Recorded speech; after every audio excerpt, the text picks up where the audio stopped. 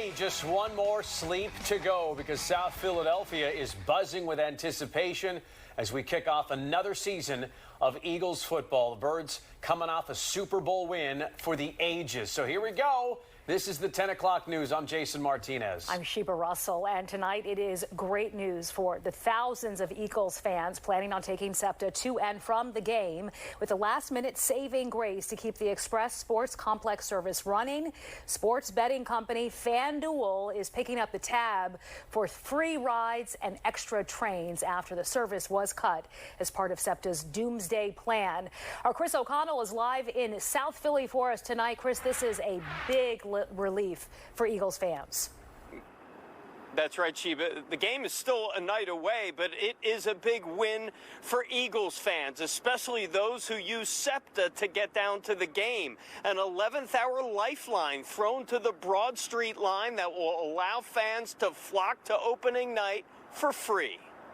A chaotic Eagles opening night in South Philly may have been averted. SEPTA announcing a deal with FanDuel Sportsbook, who will cover the expenses for the Sports Express service, allowing free fares to fans traveling to and from NRG Station Thursday night.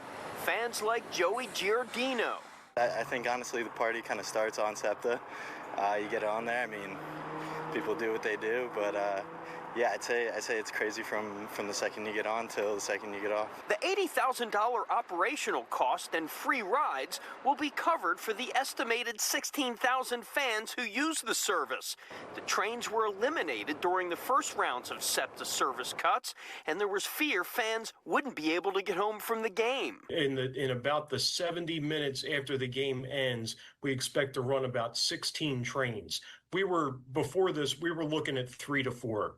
So the significant difference in the capacity that we can carry people out of there. The sponsorship came hours after a judge handed down an order mandating SEPTA resume the service anyway. The biggest issue of SEPTA's future will play out tomorrow in a common pleas courtroom. The end game is to turn what is a temporary restraining order into a permanent restraining order. The attorney for 3 SEPTA riders who are now suing the transit agency were able to convince a judge to halt any further cuts and rate increases last week. Tomorrow, he'll ask the same judge to roll back all of the cuts made so far. Those services are crushing Philadelphia citizens, particularly in the low-income area, the minority area, and we want all of them reinstated. SEPTA clearly has ample funds, over $400 million in a reserve bank account they can use. Meanwhile, passengers try to keep up with the ever-changing transit landscape. There's significant uncertainty here. We're trying to navigate a situation where we have a $213 million structural budget deficit that has to be addressed one way or the other.